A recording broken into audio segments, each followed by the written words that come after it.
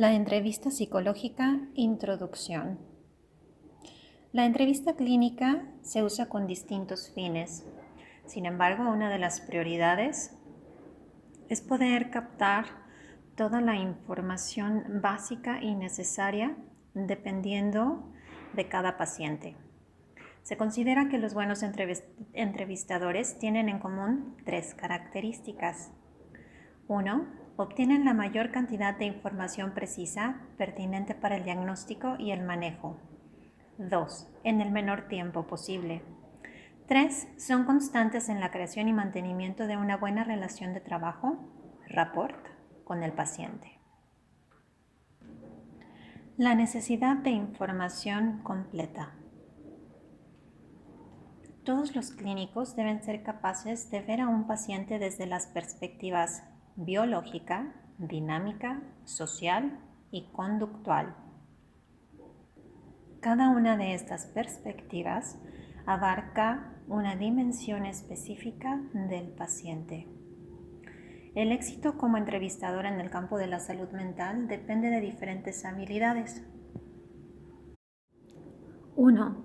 Obtener la historia completa del paciente. 2. Investigar con suficiente profundidad para obtener la mayor información. 3. ¿Qué tan rápido se puede enseñar al paciente a decir hechos exactos? 4.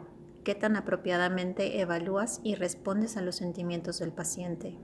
5. Ser capaz de motivar al paciente a revelar las experiencias embarazosas. Estas son habilidades necesarias para toda persona que esté dentro del campo de la salud mental. Es importante decir que cada profesional va a desarrollar un estilo único y que hay que poner hincapié en que esté incluyendo todos estos aspectos de la entrevista en el estilo personal. La importancia de la práctica. Es importante practicar de manera constante la técnica de la entrevista. Se recomienda que encuentres a un paciente cooperativo y empieces a trabajar de inmediato aplicando la técnica que vas desarrollando con los elementos que vas aprendiendo. El tiempo aproximado de una entrevista es de 1 hora, ya que si es muy corto no obtendrás la información necesaria para ir completando la historia del paciente, y si es muy larga generarás un agotamiento en ti y en el paciente porque la entrevista implica revelar información importante para la persona. Completar la historia clínica de un paciente puede llevar varias horas, dependiendo de la técnica que apliques. Después de terminar la primera sesión, revisa el material y tus notas. Genera preguntas que podrás plantear en la siguiente sesión de aspectos que pienses que en los que necesitas profundizar o aspectos que has olvidado. Para adquirir más rápido las habilidades necesarias, puedes retroalimentarte compartiendo tu trabajo con otro entrevistador experimentado o con algún compañero para que te pueda dar su opinión sobre tu entrevista. Capítulo 1. Aperturas e introducciones. Cuando hayas terminado una entrevista inicial deberás 1. Haber obtenido información de tu paciente y 2. Establecido las bases de una buena relación de trabajo. La información incluye varios tipos de historia, que es un informe detallado que comprende síntomas actuales, enfermedades previas, medicación, relaciones familiares y sociales, factores de riesgo para la salud. En resumen, cualquier cuestión relacionada con la vida y los problemas de salud mental de tu paciente y un examen del estado mental, EEM, que es una valoración del pensamiento y la conducta actual de tu paciente. Factores de tiempo. En los primeros momentos de una entrevista inicial tendrás que realizar diversas tareas. Debes indicar qué forma adoptará tu entrevista, cuánto tiempo durará, qué tipo de preguntas harás, Luego, debes comunicar cierta idea sobre la clase de información que esperas de tu paciente o de otro informante. Y finalmente, debes crear un ambiente cómodo y seguro que permita a tu paciente tener tanto control como sea posible en esas circunstancias. En la página 6 encontrarás el cuadro 1-1 correspondiente al esquema de la entrevista inicial que contiene todos los puntos a abordar durante la entrevista. La duración de la entrevista variará de un paciente a otro. Es por ello que el autor propone una división de lapsos en porcentaje para abordar las distintas partes de una entrevista inicial promedio. Dedica el 15% del tiempo a determinar la queja principal y alentar el discurso libre. El 30% a buscar un diagnóstico específico, preguntar acerca del suicidio, historia de violencia y abuso de sustancias. El 15% para obtener la historia médica, realizar una revisión de los síntomas y obtener la historia familiar. El 25% para obtener el resto de la historia personal y social y valorar la patología del carácter. El 10% para realizar la EEM y el 5% para discutir el diagnóstico y tratamiento con el paciente y planear la siguiente cita. Un hecho a resaltar es que de manera inicial nunca se obtendrá la información completa. Esta se irá también desenvolviendo y revelándose a lo largo del proceso terapéutico del paciente. Esto se debe a que muchos pacientes buscan ayuda por problemas graves que sienten aterradores, agobiantes o como una amenaza a su vida. Cuando están narrando su historia, pueden omitir algunas partes o pueden revelar información parcial. Según se va avanzando en el proceso terapéutico, se puede ir completando la información de estos aspectos. En ocasiones, el paciente requerirá un apoyo externo para poder aliviar las tensiones y la ansiedad que pueda enfrentar con el mismo trabajo terapéutico. Escenarios. Al trabajar con un paciente nuevo, se establece el tono de la interacción. Hay que poner atención cuidadosa a cuestiones sencillas como la manera en que se hace la presentación de uno mismo, la comodidad del espacio en el que se trabaja y la sensación de control del paciente. Esto ayuda a establecer una relación fundada en el respeto y la cooperación. Evita usar un escritorio. Lo que esto hace es poner una barrera inflexible entre las dos personas. Se requiere generar un ambiente de libertad para la acción y también que genere cierta cercanía con el paciente. Ten una caja de pañuelos desechables a la mano, puesto que nunca sabes cuándo se pueda necesitar. Otro aspecto a tener en cuenta es tu propia seguridad.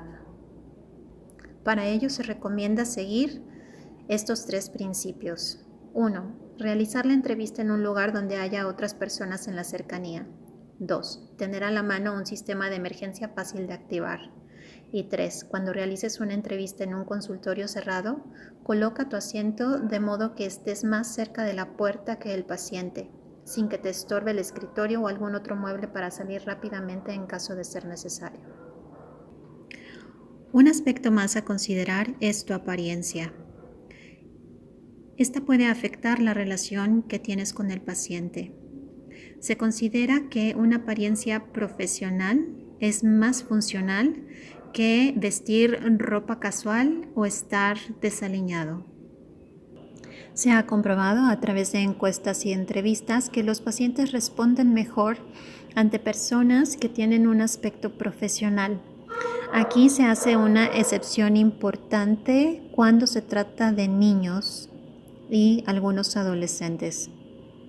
Un aspecto prolijo, discreto, sencillo, funciona mejor. Evita usar joyerías que sean distractores y también accesorios que puedan indicar una una afiliación religiosa, porque esto puede resultar como una barrera para tu paciente. Inicio de la relación. Preséntate. Extiende la mano e indica la disposición de los asientos que prefieras. Toma siempre el asiento de la cabecera. En caso de que llegues tarde a una entrevista, reconócelo y discúlpate. Asegúrate de pronunciar correctamente el nombre del paciente y de dirigirte a él siempre con su nombre. Explica tu estatus y el propósito de la entrevista en caso de que tú hayas convocado. Si el paciente te pidió la sesión o la entrevista o está iniciando proceso contigo, entonces pregunta el motivo de la consulta. Es preferible que evites la charla y la plática casual y que vayas directo al grano, puesto que normalmente un paciente busca tratamiento a causa de problemas inquietantes y el empezar de una manera informal puede hacerle parecer que quizás va a perder el tiempo. Busca generar preguntas abiertas para que el paciente comprenda que lo estás alentando a elaborar respuestas y no a responder sí o no. Tomar notas. Es altamente recomendable tomar notas, puesto que no se puede recordar toda la información de forma precisa. Otra opción es hacer una grabación y para esto necesitas explicarle primero al paciente, pedir su autorización y una vez conseguida la autorización, iniciar la grabación. En caso de tomar notas, intenta tener el bolígrafo siempre en tu mano para evitar desperdicio de tiempo y distracciones del paciente con los movimientos. Toma notas con palabras claves. No escribas oraciones completas porque esto es un distractor y una pérdida de tiempo.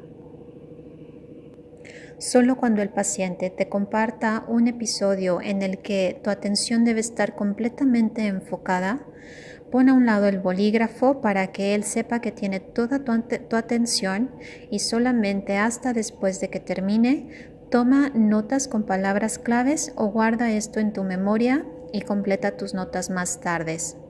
Esto fortalece el rapport entre el paciente y tú.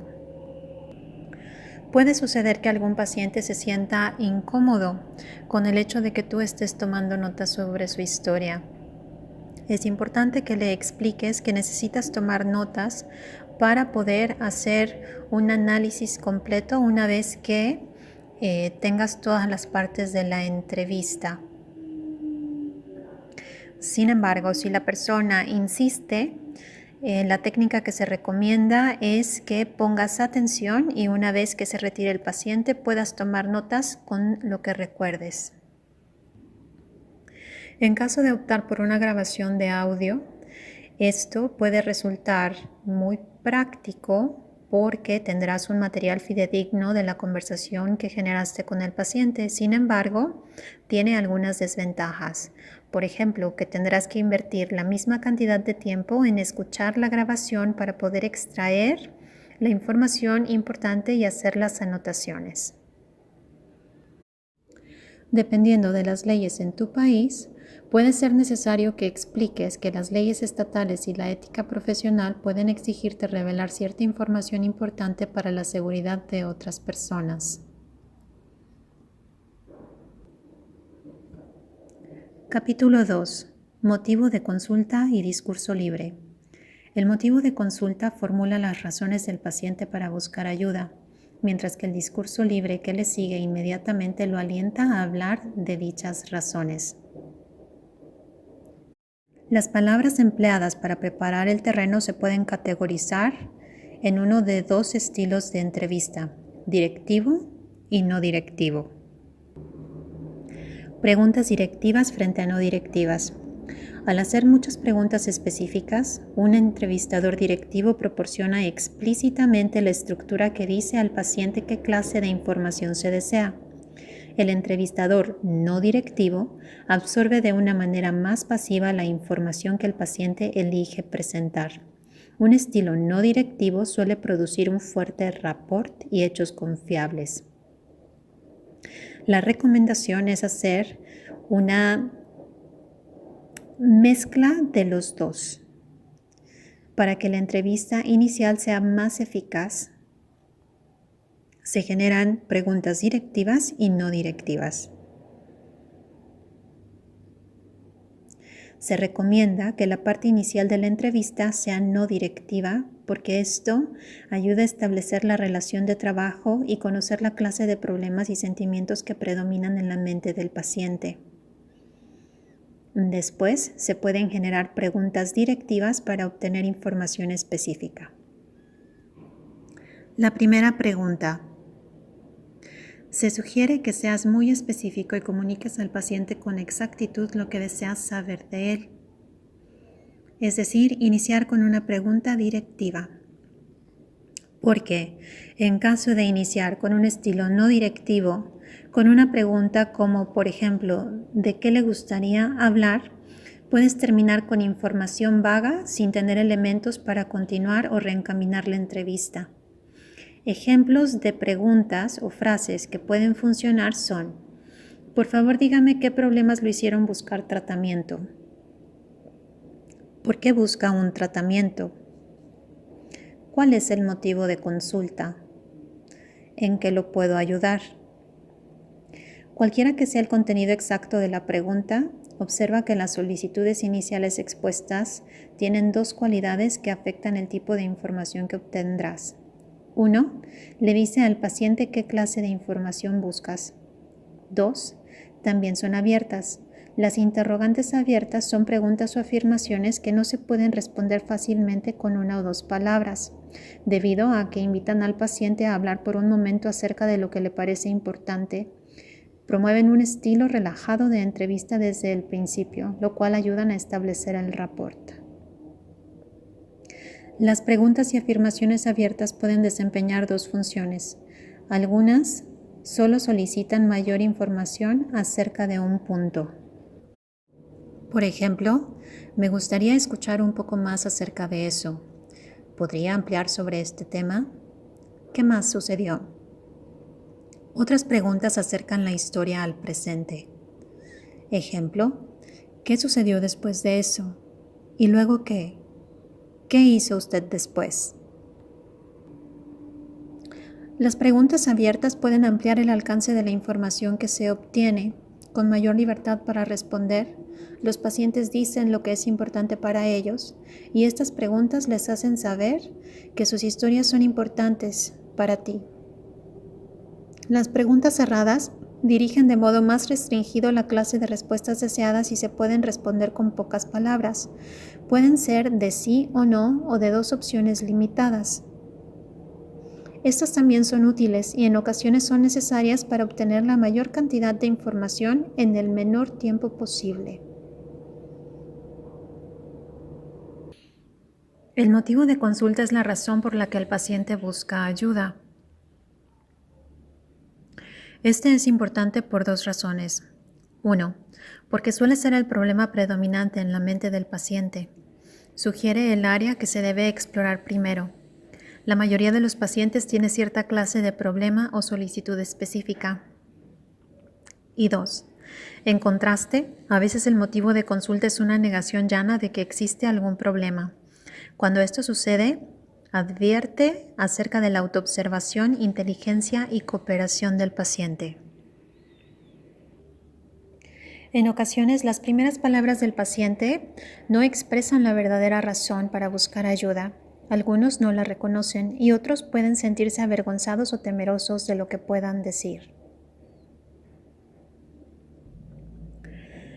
Durante el proceso, podrás ir complementando con información que descubras para llegar al verdadero motivo de consulta. Discurso libre. El discurso libre es la oportunidad que tiene el paciente para expresar sus pensamientos sin restricciones ni dirección. tiene un mínimo de estructura al plantear la pregunta y es libre por varias razones. 1. El discurso libre coloca al entrevistador como alguien que se interesa lo suficiente para escuchar las preocupaciones del paciente. 2. Ofrece al paciente la oportunidad de organizar y explorar las razones para buscar tratamiento. 3. Te da la oportunidad de saber qué es lo que predomina en la mente del paciente. 4. Te permite conocer algunas particularidades de la personalidad del paciente. 5. Sin las restricciones de tener que dirigir la conversación, puedes hacer observaciones acerca del estado de ánimo, la conducta y los procesos de pensamiento. 6. Es más probable que se manifiesten los rasgos de carácter en una persona que habla de manera espontánea que en alguien que responde una serie de preguntas. 7. Cuando el entrevistador comparte el control durante esta parte de la conversación, establece que desde el principio la expectativa de que el paciente adopte un papel activo a lo largo de la terapia. 8. El entrevistador puede poner atención especial al contenido del discurso del paciente. 9. Ofrece al paciente la oportunidad de traer a colación preocupaciones que no mencionó al hablar de su queja principal, motivo de consulta. Áreas de interés clínico. Durante el discurso libre, el paciente probablemente mencione uno o más problemas que pueden ser de índole emocional, física o social. La mayoría puede incluirse en una de varias áreas principales de interés clínico. Cuando las personas se convierten en pacientes de salud mental, suele ser a causa de problemas contemplados en estas áreas. Dificultades del pensamiento, problemas cognitivos. En especial lo que el DSM-5 ahora denomina trastornos neurocognitivos. Uso de sustancias. Psicosis. Perturbaciones del estado de ánimo, ya sea depresión o manía. Ansiedad excesiva, conductas evitativas y activación. Quejas físicas. Problemas sociales y de personalidad.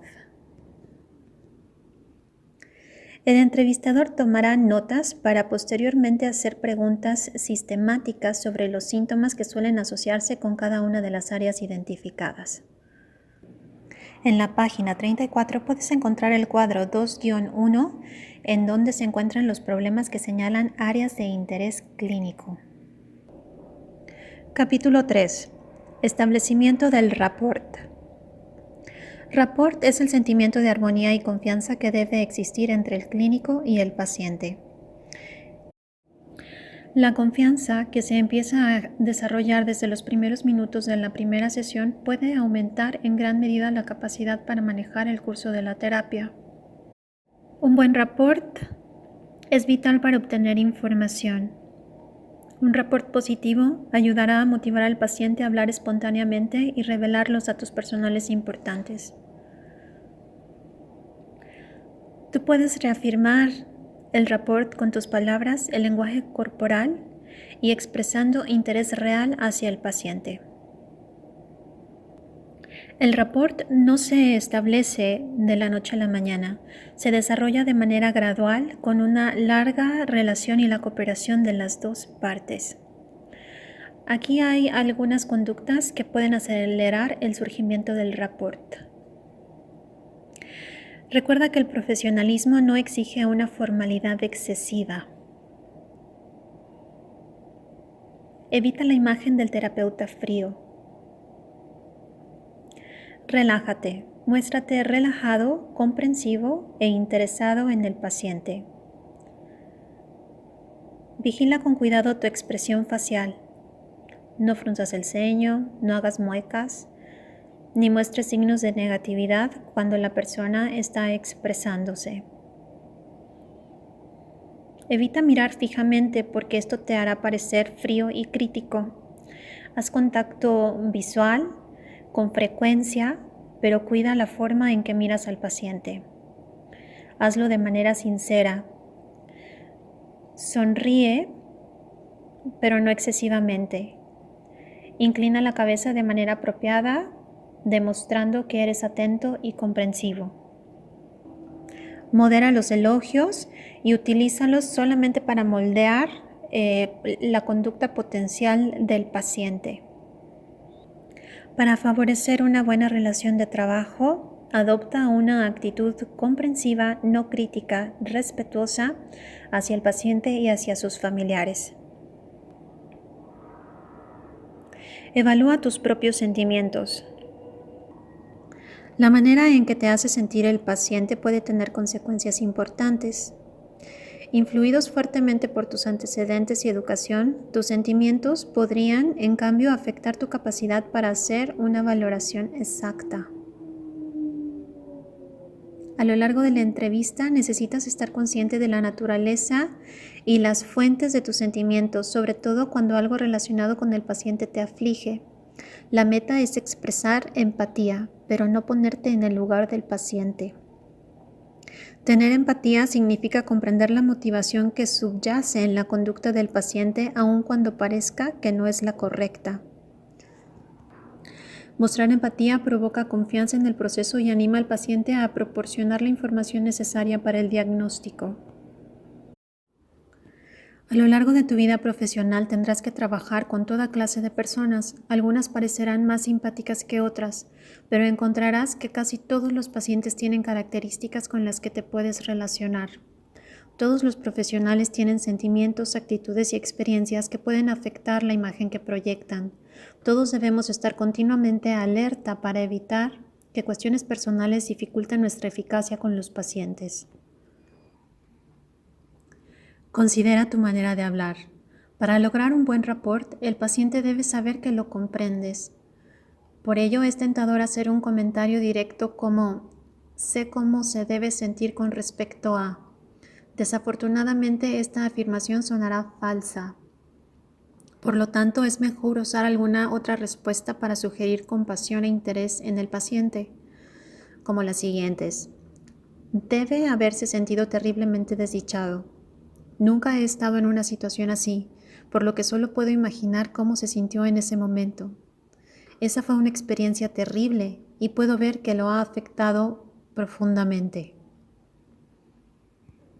En ocasiones podrás encontrar necesario exagerar un poco el énfasis de tus sentimientos. Esto no significa engañar a la persona, sino simplemente que un paciente en particular puede necesitar una expresión exagerada para transmitir los sentimientos que tratas de reflejar. Sin embargo, es importante no excederse. Otro elemento que puede ser de gran utilidad es el uso del humor en las interacciones con los pacientes. El humor puede ser un gran facilitador de la comunicación. Ayuda a las personas a relajarse y a sentirse que están entre amigos. Como clínico, debes evaluar con atención el uso del humor. Con una persona que empiezas a conocer, se puede cometer un mal cálculo y decir algo que se tome como ofensa. Así que sé cauteloso en el empleo del humor para tratar de evitar equivocaciones. En general, es seguro reír con el paciente, por supuesto, siempre y cuando no te rías de él.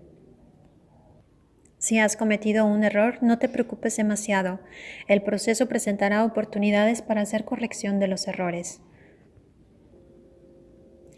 Retoma el lenguaje del paciente. Pon especial cuidado en usar palabras que el paciente puede comprender. Escucha su lenguaje y úsalo en tanto te sientas cómodo haciéndolo. Evita palabras que creas que pueden disgustar a tu paciente. Evita la jerga psicológica.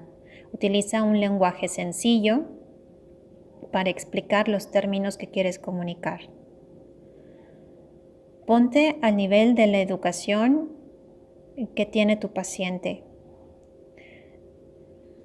Si tu paciente es extranjero, toma en cuenta el lugar en donde se crió y también que podría haber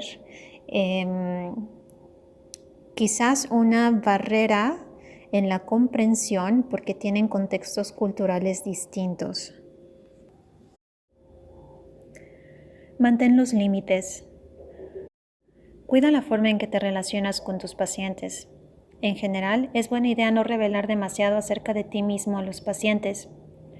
Esto es en especial cierto en la entrevista inicial cuando realmente no se conoce a la persona muy bien. Cuando avanza más el proceso y descubres que tienes alguna actividad o interés común con tu paciente, evita hablar mucho acerca de esa actividad y de tomar tiempo de la entrevista de tu paciente. Considera que en algunas circunstancias la información personal puede ser pertinente en la entrevista, sobre todo cuando son preguntas inofensivas que se pueden responder de manera franca y que no compliquen ni comprometan tu relación con el paciente más adelante. Esta es una forma de establecer rapport. Muestra tus conocimientos. Puedes aprovechar otra vía hacia el rapport informando al paciente que sabes algo acerca de los síntomas que presentan, sobre todo porque esto puede tranquilizar al paciente, haciéndole saber que tú podrás orientarlo para que pueda mejorar la situación. Capítulo 4. El inicio de la entrevista. Después del motivo de consulta y del discurso libre, sigue permitir que el discurso del paciente fluya con libertad. Debes tratar de interrumpirlo lo menos posible. Y aquí ya las preguntas pueden ser directivas o no, dependiendo de lo que se va generando durante la entrevista.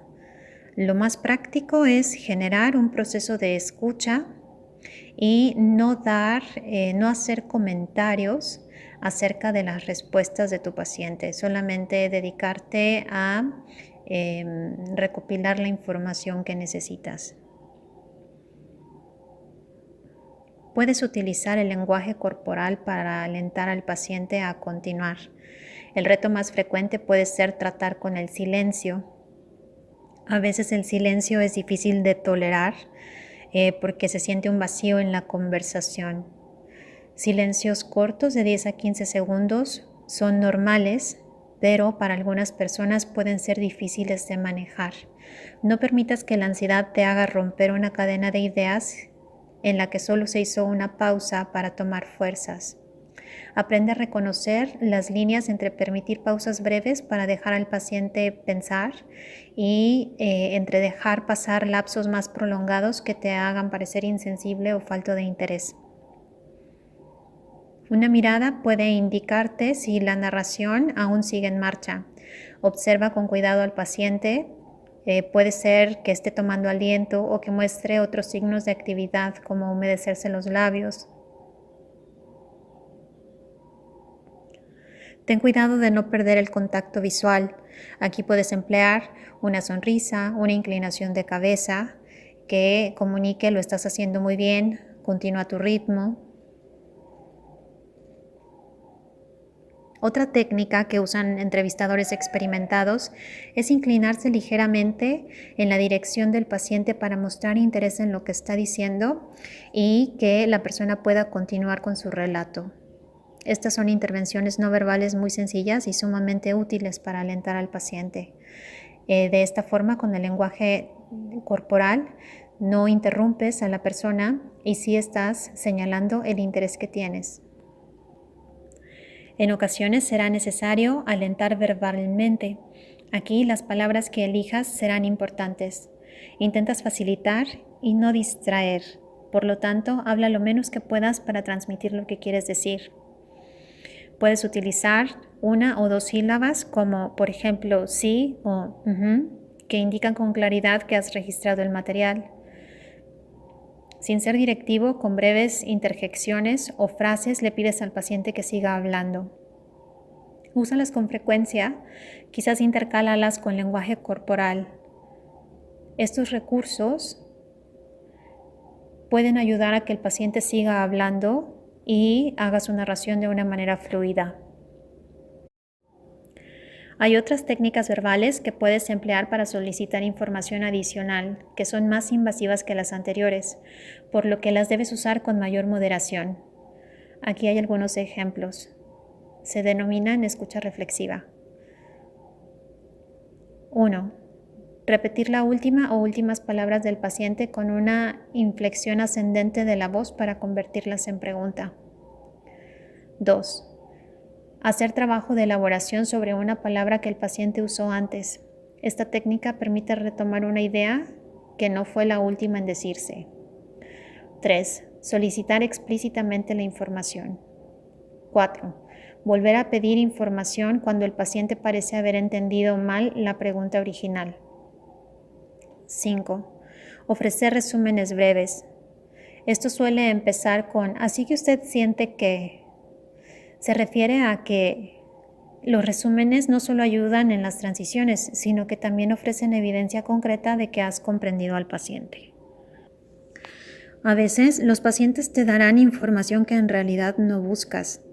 En esos casos, es importante comunicar de manera directa algo como "eso es interesante y quizás podemos hablar de ello más tarde, pero ahora me gustaría saber acerca de". O puedes incluso ser más directo. "Espere, concentrémonos en la información que me permite ayudarlo". Inspirar seguridad. Transmitir seguridad consiste en cualquier cosa que haces para aumentar la sensación de confianza y bienestar del paciente. Debido a que esto muestra que te agrada la otra persona o que estás interesado en ella, también ayuda a favorecer el rapport. Las afirmaciones de apoyo que se usan con moderación en la entrevista inicial pueden ser favorecedoras. El lenguaje corporal, como sonreír, asentir, pueden dar seguridad, pero el lenguaje verbal es aún más importante para ello. Elige con cuidado tus palabras y evita los clichés y otras expresiones estereotipadas, pues esto te podría hacer parecer mecánico y con poca sinceridad. Para transmitir seguridad debes ser objetivo, sincero y específico respecto a la situación. Evita hacer falsas generalizaciones y básate en la información objetiva que el paciente te brinda. A veces el paciente expresa una preocupación basada en concepciones erróneas de los fenómenos mentales o físicos. Entonces puedes usar tus conocimientos para corregir sus ideas sin interferir con su historia. Hay señales importantes por parte del paciente que tenemos que tener en cuenta porque nos muestran conductas que revelan un problema mayor en el fondo. No hace contacto visual, expresión helada, habla menos, cambia nerviosamente de posición. Estas señales son delatoras y se recomienda que tú de inmediato adoptes una actitud más reservada. Capítulo 5. Historia del padecimiento actual. Cuando sientas que no quedan más problemas por explorar, termina el periodo del discurso libre y comienza la historia de la enfermedad actual. Esto significa investigar con mayor meticulosidad los problemas que llevaron al paciente a buscar tratamiento, que es lo esencial de la entrevista inicial e incluye la descripción de los síntomas, sus tiempos y los posibles factores estresantes de cada problema que identifiques. Para poder acelerar este proceso, podrías considerar las áreas de interés que se comentaron en el capítulo 2. Episodio actual. Aunque con el tiempo querrás conocer sobre todos los episodios, primero enfócate en el episodio actual del padecimiento. El paciente estará más preocupado por este y todos los informantes tendrán más frescos los detalles. Descripción de los síntomas. Obtén toda la información posible sobre cada síntoma que informe el paciente. Recuerda que un síntoma es cualquier sensación subjetiva que el paciente informa. Esta no tiene que ser desagradable. Puede ser dolor, alucinaciones y ansiedad. También podrían ser éxtasis o sensación de fuerza o manía. Obtén una descripción lo más detallada posible. Síntomas vegetativos. Muchos pacientes con problemas graves como crisis de ansiedad, depresión y psicosis experimentan síntomas vegetativos. Este antiguo término se refiere a las funciones corporales relacionadas con el mantenimiento de la salud y la energía. Los síntomas vegetativos incluyen problemas de sueño, apetito, cambio de peso, nivel de energía e interés sexual. No todos los pacientes informan espontáneamente estos síntomas, pero, ya que se encuentran en muchos de los trastornos mentales más graves, son indicadores diagnósticos muy útiles. Debes preguntar por estos síntomas de manera rutinaria. Sobre todo, busca evidencias de cambio con respecto al funcionamiento normal previo. Sueño. El paciente puede quejarse de exceso de somnolencia, hipersomnia o de incapacidad para dormir, insomnio. Apetito y peso. Estos también pueden aumentar o disminuir durante un episodio del padecimiento. Nivel de energía. El paciente puede sentirse cansado o estar demasiado activo. Variación diurna del estado de ánimo. Esta fase se refiere a la tendencia de algunos pacientes a sentirse mejor a ciertas horas del día. Los pacientes con depresión grave a menudo se sienten peor después de levantarse y mejor a lo largo del día. Interés y desempeño sexual. El funcionamiento sexual suele depender en gran medida de la sensación de bienestar del individuo. Por lo tanto, la pérdida de interés en el sexo a menudo es una consecuencia temprana del malestar mental. También debes saber cómo estos aspectos de la vida del paciente han cambiado: frecuencia, capacidad y placer. Consecuencias del padecimiento. Los trastornos mentales pueden interferir en todo tipo de interacciones humanas. Por diversas razones, es importante saber cómo el padecimiento del paciente ha afectado su funcionamiento y relaciones de diversas áreas, incluyendo la social, educativa, laboral y familiar. Para saber qué problemas sociales ha causado el padecimiento del paciente, empieza con una pregunta abierta que no limite la información que podrías obtener. Asegúrate de obtener detalles acerca de cualquier respuesta. Las áreas que debes explorar incluyen las siguientes: marital y de pareja, interpersonal, relación con otras personas, legal, laboral o educativo, pagos por discapacidad, intereses del paciente, síntomas. Inicio y secuencia de los síntomas. Además de una descripción completa y precisa de los síntomas, debes establecer una secuencia cronológica. Averigua con la mayor precisión cuándo iniciaron los síntomas. Aplica formas diversas para poder conseguir esta información. Averigua la secuencia en la que aparecieron los síntomas. Si los síntomas fluctúan, pregunta si aparecen y desaparecen juntos. Factores estresantes. Un factor estresante es cualquier condición o evento que parece causar o empeorar los problemas de salud mental de un paciente. A veces se denominan factores precipitantes. La variedad de posibles factores estresantes es vasta, y lo que una persona podría encontrar moderadamente estresante podría para otro ser catastrófico. Los pacientes a menudo mencionan factores estresantes durante el discurso libre o incluso cuando formulan el motivo de consulta. Si no lo hacen, tienes que preguntar.